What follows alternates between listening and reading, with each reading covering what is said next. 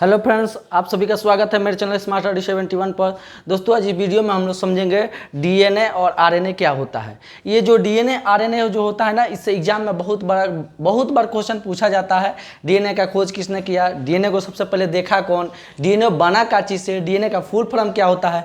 अनेकों प्रकार के सवाल दिमाग में आते रहता है हर एक आदमी को कि ये डीएनए होता क्या है।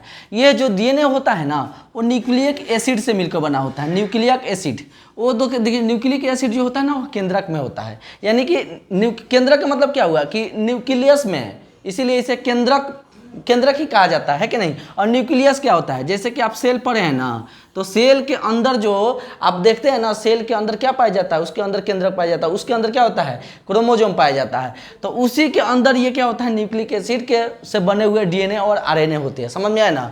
तो ये जो डीएनए न्यूक्लिक एसिड आप देख रहे हैं, इसमें डीएनए और आरएनए होता है। और जो डीएनए होता है उसका फुल फॉर्म क्या होता है, डाइऑक्सी राइबो न्यूक्लिक एसिड होता है। डीएनए को सबसे पहले कहा जाएगा, दो तरह से क्वेश्चन पूछता है कि डीएनए को सबसे पहले देखा कौन, डीएनए को सबसे पहले देखा कौन, अवलोकन कौन किया, और डीएनए को फिर उसके बाद संरचना कौन दिया, बनाया कौन। देखिए, कार्लसबर्ग एक वैज्ञानिक था, उस डीएनए को उन्होंने सिर्फ देखा समझा, लेकिन उस पर ध्यान नहीं दिया। लेकिन बाद में ये वाटसन और क्रिक वैज्ञानिकों ने इस पर ध्यान दिया और इस पर आगे काम किया और इसका डिजाइन दिया, और यह जो है डीएनए का खोजकर्ता के नाम से इसे जाना जाता है, वाटसन और क्रिक को। समझ गए। तो डीएनए को देखा सबसे पहले कौन, कार्लसबर्ग ने, और वाटसन और क्रिक जो थे इसका प्रोसेस को आगे बढ़ाए, यानी कि खोजे। समझ में आया। अब ये जो डीएनए होता है ये कहाँ पाए जाते हैं, आपको पता है कि यह एक सेल, आपको चैप्टर पढ़ा दिए हैं कोशिका, यानी कि सेल के अंदर जो न्यूक्लियस होता है, उस न्यूक्लियस के अंदर जो होता है ये डीएनए आपको देखने को मिलता है। ये आप देख रहे हैं ना, ये क्रोमोसोम है। इसी क्रोमोसोम के अंदर जो डीएनए होता है, ये क्रोमोसोम आपको कहाँ होता है, आपको न्यूक्लियस के अंदर होता है, या न्यूक्लियस क्या होता है, सेल के अंदर होता है। यानी कि हमारा शरीर असंख्य कोशिकाओं से मिलकर बना होता है। अब हमारे शरीर के अंदर से एक कोशिका को आप निकाल लीजिए, एक कोशिका को निकाल के और उसको जो है ना जूम करके देखिएगा माइक्रोस्कोप से, तो उसको आप देखिएगा तो क्या मिलेगा, आपको एक क्रोमोसोम मिलता है। यानी क्रोमोसोम डायरेक्ट नहीं मिलेगा आपको, इस सेल के अंदर देखिएगा तो आपको न्यूक्लियस मिलता है, यानी कि केंद्रक मिलता है। और उसको आप जूम करके देखिए ना, तो ये क्रोमोसोम होता है कि नहीं। तो क्रोमोसोम जो होता है ना, हमेशा आपको डबल हेलिक्स से मिलकर बना होता है, यानी कि दो गोबर से बना होता है। तो डबल हेलिक्स से मिलकर ये बना होता है, क्योंकि आपको पता है कि शरीर का जितना पार्ट आप देखते हैं ना, तो सब चीज डबल करके बना होता है, डबल होता है। तो इसमें मेल और फीमेल सारा आपको इसके पहले वाले वीडियो जो है सेल चैप्टर में सब बता दिए हैं कि क्रोमोसोम के बारे में, है ना। मेल और फीमेल का जो एक्स और वाई ग्रुप जो होता है, वो दोनों एक साथ ही होते हैं। क्रोमोसोम की संख्या कितना होता है, 23 जोड़ा होता है, यानी कि 46 होता है। जोड़ा में कह दिया था 23 जोड़ा होता है ना। हमेशा ये जोड़ा में आपको देखने को मिलता है, ये समझ गए होंगे। अब इसके बाद जो होता है, इसी के अंदर जो होता है ना, आपको डीएनए देखने को मिलता है। तो एक वैज्ञानिक का नाम था जोहानसन एक वैज्ञानिक था। उन्होंने देखा कि भाई ये जो आप क्रोमोसोम देख रहे हैं, क्रोमोसोम के अंदर है क्या। इन्होंने देखा कि इस क्रोमोसोम को अगर हम खींचते हैं, क्रोमोसोम को अगर खींचे, तो इन्होंने ये देखा कि डीएनए है, मतलब इसका नामकरण डीएनए पड़ा। और डीएनए को और एक तरह से और खींचा गया तो क्या मिला, जीन मिला। यानी कि इससे पता चलता है कि डीएनए को समेटने पर डीएनए, जीन को समेटने पर डीएनए, और डीएनए को समेटने पर क्रोमोसोम, यानी कि सब एक ही पार्ट है। और ये सब पार्ट कहाँ मिलता है आपको, ये न्यूक्लियस के अंदर पाया जाता है, यानी कि एक कोशिका के अंदर पाया जाता है। समझ गए। हर एक आदमी में ये जो डीएनए होता है, उसकी पहचान जो होता है डीएनए से कर सकते हैं, जीन से कर सकते हैं, क्रोमोसोम से कर सकते हैं। यानी कि आपको एग्जाम में अगर जीन दे दिया जाए, जीन नहीं देगा, डीएनए दे दिया जाए, डीएनए नहीं देगा, तो आपको क्रोमोसोम देगा, उससे भी आप मार सकते हैं। समझ आया। तीनों एक ही रूप होता है, बशर्ते जो आप लच्छा की तरह, रस्सी की तरफ देख रहे हैं ना, यही डबल हेलिक्स से मिलकर बना होता है, डबल हेलिक्स से मिलकर ये बना होता है। तो लच्छे टाइप के आप देखते हैं, रस्सी के टाइप के जो देख रहे हैं ना, वही डीएनए होता है। और जो आरएनए होता है वो सिंगल हेलिक्स से मिलकर बना होता है, सिंगल से। तो ये सब जो है, ये किस चीज का पार्ट है, क्रोमोसोम का पार्ट है। समझ गए। तो यही क्रोमोसोम के खींचने पर क्या प्राप्त हुआ, डीएनए। कौन किया, जोहानसन वैज्ञानिक था। यानी उसको खींचने का, उसको माइक्रोस्कोप से ये सब देखा गया कि इसके अंदर भाई है क्या। तो ये खींचने पर इनको पता चला कि ये डबल हेलिक्स से बना क्या है, तो उसका नाम उन्होंने डीएनए रखा। फिर उसके बाद जो है इस पर वैज्ञानिकों ने, वाटसन और क्रिक ने इसका डिजाइन सब दिया, है ना। फिर इसको और भी जब इनको देखा कि भाई और पतला की तरफ क्या है, तो और भी उन्होंने जब देखा तो वो जीन प्राप्त हुआ, जो आप ये देख रहे हैं ना, ये जीन होता है। तो ये सब जो होता है ना, एक क्रोमोसोम के अंदर, यानी क्रोमोसोम के अंदर ही डीएनए और जीन होता है, और ये सब टोटल कहाँ पाया जाता है, किसी न्यूक्लियस के अंदर पाया जाता है।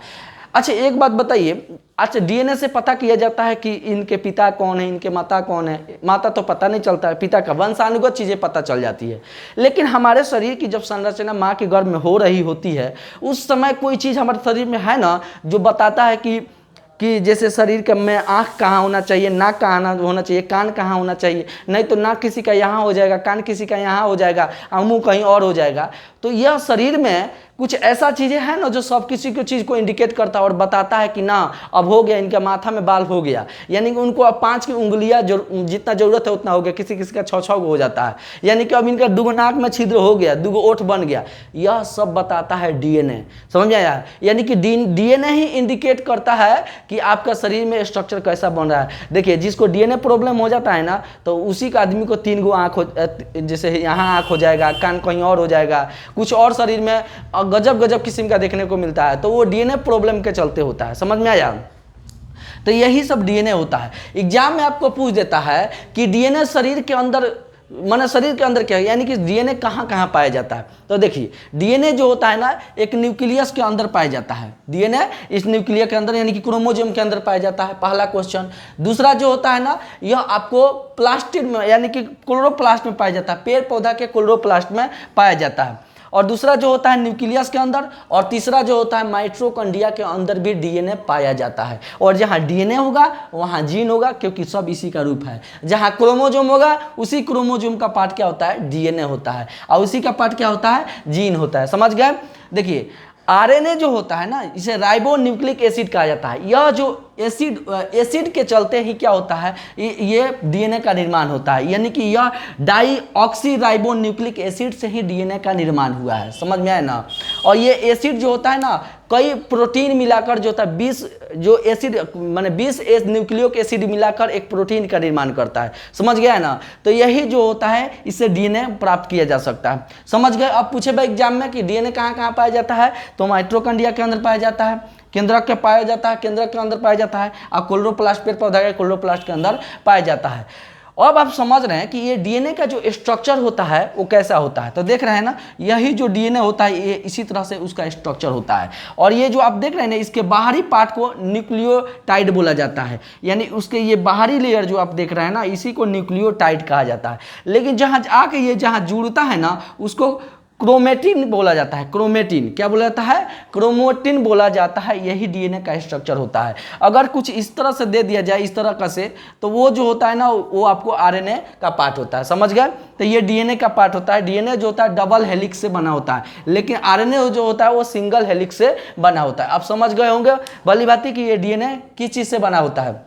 एक बार और रिकॉल कर लीजिए, जो डीएनए होता है वो न्यूक्लिक एसिड यानी कि न्यूक्लिक एसिड केंद्रक का ही पार्ट होता है, यानी उसी के अंदर जो होता है डीएनए और आरएनए पाया जाता है। डीएनए का full form deoxy ribo nucleic acid होता है, जबकि आरएनए का full form ribose nucleic acid पाया जाता है। अब देखिए राइबोज क्यों होता है, आप राइबोजियम जो होता है उसी से क्या होता है, प्रोटीन का निर्माण होता है। तो आरएनए जो होता है प्रोटीन के संश्लेषण में मदद करता है। आरएनए जो होता है प्रोटीन के संश्लेषण में मदद करता है। इसको आरएनए वाला में हम लोग पढ़ेंगे। अभी हम लोग डीएनए के बारे में पढ़ लेंगे, वीडियो लंबा ना हो इसलिए हम आरएनए को अगला वीडियो में देखेंगे, हम सिर्फ इसमें डीएनए को देखेंगे। तो ये जो होता है प्रोटीन के संश्लेषण से मिलकर बना होता है। सिर्फ इसमें डाईऑक्सी है, सिर्फ इसमें डाईऑक्सी है, इसमें राइबोन्यूक्लिक एसिड है। बात वही होता है, में डीएनए जो डाईऑक्सी बन गया है कि नहीं। इसमें राइबोज न्यूक्लिक एसिड, राइबो से पता है कि राइबोजियम से क्या बनता है, प्रोटीन बनता है। प्रोटीन के संश्लेषण में मदद करता है, यानी कि 20 गो न्यूक्लियोक एसिड मिलेगा तो वो आपको प्रोटीन के एगो प्रोटीन का निर्माण करता है कि नहीं। तो वो आरएनए चैप्टर में जबरदस्त हम लोग पढ़ेंगे, है कि नहीं। तो अब हम लोगों को डीएनए समझ गया कि जो डीएनए बना होता है इस शेप में डबल हेलिक्स का बना होता है। उसके ऊपरी लेयर को न्यूक्लियोटाइड कहा जाता है, और जहां आके मिलता है उसे क्रोमेटिन कहा जाता है। और ये जो होता है ये डीएनए जो होता है वो क्रोमोसोम के अंदर पाया जाता है। जब क्रोमोसोम आप देखें न्यूक्लियस के अंदर होता है, और ये क्रोमोसोम को जब ये जोहानसन वैज्ञानिक ने जब इसको देखा तो इसको खींचा तो ये पतले लच्छे के जो निकल रहा था उसका मतलब संरचना डीएनए बताया गया, और फिर इसका जो और पतला जो रूप देखा गया वो जीन होता है। यानी कहने का मतलब जीन को समेटिए तो डीएनए आएगा। डीएनए को समेटिए तो आपको क्रोमोजोम बनेगा, यानी कि सब क्रोमोजोम पार्ट हो। ये सब किस में पाया जाता है? किसी केंद्रक में ही पाया जाता है। अब पहली बात ये चीज़ को समझ गए होंगे, माइटोकॉन्ड्रिया, केंद्रक और क्लोरोप्लास्ट 3 जगहों पर जो होता है आपको डीएनए देखने को मिलता है। अब पहली बात ये चीज़ को समझ गए होंगे, तो चलिए इसका स्क्रीनशॉट ले लीजिए। उसके बाद हम अगले एक एक चीज़ पढ़ेंगे कि डीएनए बनता का चीज़ से है। उसके बाद जो डीएनए पढ़ लेंगे पूरा तरीके समझ में आएगा। स्क्रीनशॉट इसका ले लीजिए। देखिए, अब डीएनए को समझ गए कि डीएनए निकलता कहाँ से है, डीएनए बना क्या चीज़ से है। लेकिन यह जो डीएनए है वो बना किस चीज़ से है? तो देखिए, ये बताए थे कि उसका ऊपर वाला पार्ट क्या होता है? न्यूक्लियोटाइड। क्या होता है? न्यूक्लियोटाइड। और जहाँ ये बंधा होता है वो बोला जाता है क्रोमेटाइन बोला जाता है, जहाँ ये जुड़ता है। अब ये जो डीएनए होता है ना, डीएनए वो बनता है क्या चीज़ से? न्यूक्लियोसाइड्स और फॉस्फेट से मिलकर बना होता है। किस चीज़ से? पूछ देगा कि आपका डीएनए बनता क्या चीज़ से है, तो न्यूक्लियोसाइड और फॉस्फेट से। अगर इस तरह से भी नहीं दिया जाएगा तो न्यूक्लियोसाइड जो होता है ना वो शुगर और नाइट्रोजन बेस से मिलकर बना होता है। अब नाइट्रोजन, ये गैस मत समझिए कि वो नाइट्रोजन हम गैस बोल रहे हैं। नाइट्रोजन बेस होता है, क्षारीय होता है। उस क्षारीय नाइट्रोजन बेस से क्या बनता है? ये डीएनए का निर्माण होता है। तब पूछ देगा अगर एग्जाम कि डीएनए बनता क्या चीज़ से है, तो फॉस्फेट, यानी कि इसमें पूछा कौन सा तत्व पाया जाता है, तो फॉस्फेट। तब फॉस्फेट यानी कि फास्फोरस से ही फॉस्फेट बनता है, तो फॉस्फेट तत्व पाया जाता है। और यह फॉस्फेट जो होता है, फॉस्फेट, शुगर और नाइट्रोजन बेस से मिलकर क्या बनता है? डीएनए। यानी कि डीएनए जो होता है यह 2 टाइप्स, यानी कि न्यूक्लियोसाइड एंड फॉस्फेट, 2 से मिलकर बना होता है। अगर नहीं आपको याद रहता है कि न्यूक्लियोसाइड, तो फॉस्फेट भी कह सकते हैं, शुगर भी कह सकते हैं, और नाइट्रोजन बेस से मिलकर बना होता है। अब ये जो नाइट्रोजन बेस रहता है, जो क्षारीय होता है, देखिए नाइट्रोजन लिक्विड के फॉर्म में भी पाया जाता है, नाइट्रोजन गैस के रूप में पाया जाता है। ये नाइट्रोजन बेस है, नाइट्रोजन क्षारीय है, जो कि डीएनए बनाने में मदद करता है। आपको पढ़िए रहे शुरू से कि जो होता है ये एसिड से मिलकर बना होता है ना। तो ये जो आता है ना, ये बेस है, ये बेस से मिलकर बना होता है जो होता है डीएनए बनाने में। ये नाइट्रोजन बेस सबसे बड़ा मदद करता है। अब ये नाइट्रोजन जो बेस बनता है यह प्यूरिन से और पाइरोडोमिन से मिलकर बना होता है। ये नाइट्रोजन बेस किससे बनेगा? प्यूरिन और आपको पाइरोडोमिन से मिलकर बना होता है। अब ये प्यूरिन और पाइरोडोमिन ये होता है क्या है? देखिए, ये जो होता है ना, ये आप देख रहे हैं, ये बॉन्ड जो बना होता है, ये वाला, ये देखिए, ये दोनों के बीच में ना हाइड्रोजन बॉन्ड बना रहता है। कौन बॉन्ड? हाइड्रोजन बॉन्ड के से ये मिलकर बना होता है। देखिए, कभी भी जो होता है ना, जैसे कि आप देखते हैं ना, टेक्निक से क्या बनता है? पॉलीटेक्निक बनता है, यानी कि 2 गो से क्या बनता है? 3 बनता है। अब केमिस्ट्री में भी पढ़ा जाता है, पहले डबल बॉन्ड बनता है, तब ट्रिपल बॉन्ड बनता है। तो जो आप ये प्यूरिन और पाइरोडोमिन जो देख रहे हैं ना, ये नाइट्रोजन बेस बनाने के लिए आपको डबल बॉन्ड से मिलकर बना होता है। तो ये क्या क्या चीज़ से बनता है? एडेनिन और आपको बनता है तीसरे थाइमिन। एडेनिन और थाइमिन के डबल बॉन्ड से मिलकर ये बना होता है। अब ये बोला जाए कि यह आपको डीएनए बनाने में यह बॉन्ड हो गया, यह बॉन्ड जो होगा इससे डबल बॉन्ड में जुड़ेगा, तो एडेनिन जो होगा थाइमिन से बनेगा। गुआनिन, इसको देखो गुआनिन बोला जाता है लेकिन गुआनिन होता है। गुआनिन जो बनेगा आपको साइटोनिन से मिलकर बनेगा। एडेनिन बनेगा थाइमिन से, गुआनिन बनेगा साइटोसिन से। तो यह जो होता है ना, डबल बॉन्ड और ट्रिपल बॉन्ड से मिलकर ये बना होता है। तो ये जो बनता है नाइट्रोजन बेस होता है, जो कि आपको डीएनए बनाने में ये मदद करता है। समझ गए?